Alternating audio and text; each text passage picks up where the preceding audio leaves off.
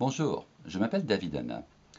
Je suis candidat pour Vision Montréal à Notre-Dame-Grâce et nous savons aujourd'hui que nous avons un problème de corruption dans la politique municipale, mais il y a aussi une crise d'éthique et c'est ça qui m'a motivé en quelque part à m'impliquer dans la scène politique alors que je suis professeur à l'UQAM en urbanisme.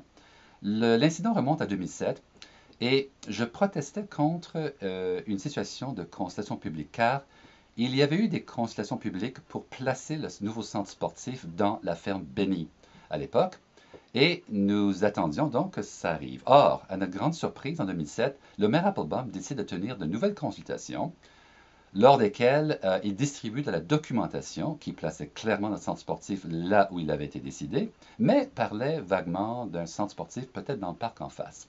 Bon, la confusion est semée, les réponses sont évasives, mais à notre grande surprise, en août, lorsque les gens sont en vacances, il arrive devant le public, enfin le peu de public qui restait, et tout à coup passe une résolution disant que le centre sportif allait effectivement être placé dans le parc et le parc allait subir donc un rezonage complet. Nous avons donc perdu un parc et tout à coup, un processus a été saboté. Nous y avons vu donc de la fausse consultation. Et j'ai écrit donc une lettre de protestation à la ministre à Québec, sous mon titre, avec 5 autres directeurs ou membres d'organismes communautaires protestant l'acte et invitant la ministre à regarder la situation de consultation publique à Montréal et notamment à Notre-Dame-Grâce.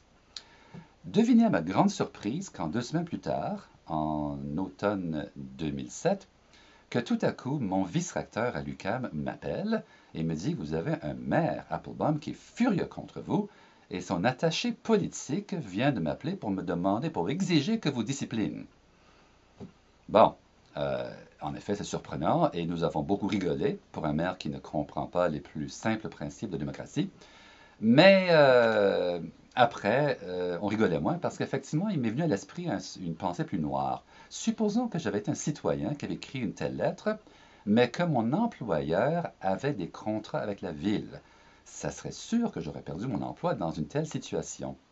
Alors, le vice-recteur en question a décidé donc d'écrire une lettre au maire Applebaum qui établissait l'heure juste. Il disait clairement qu'il n'y avait pas eu de faute, que le professeur Anna avait tous les droits effectivement d'écrire des lettres à son gouvernement, que de toute façon, aucune en-tête de l'UQAM n'avait été utilisée et que ce n'était pas donc une position de l'UQAM, ce qui est tout à fait vrai.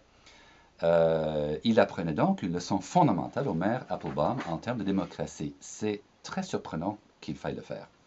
Mais c'est une habitude chez Applebaum d'intimider les gens. Or, je vous propose donc de voter pour Vision Montréal et de changer cette culture d'intimidation.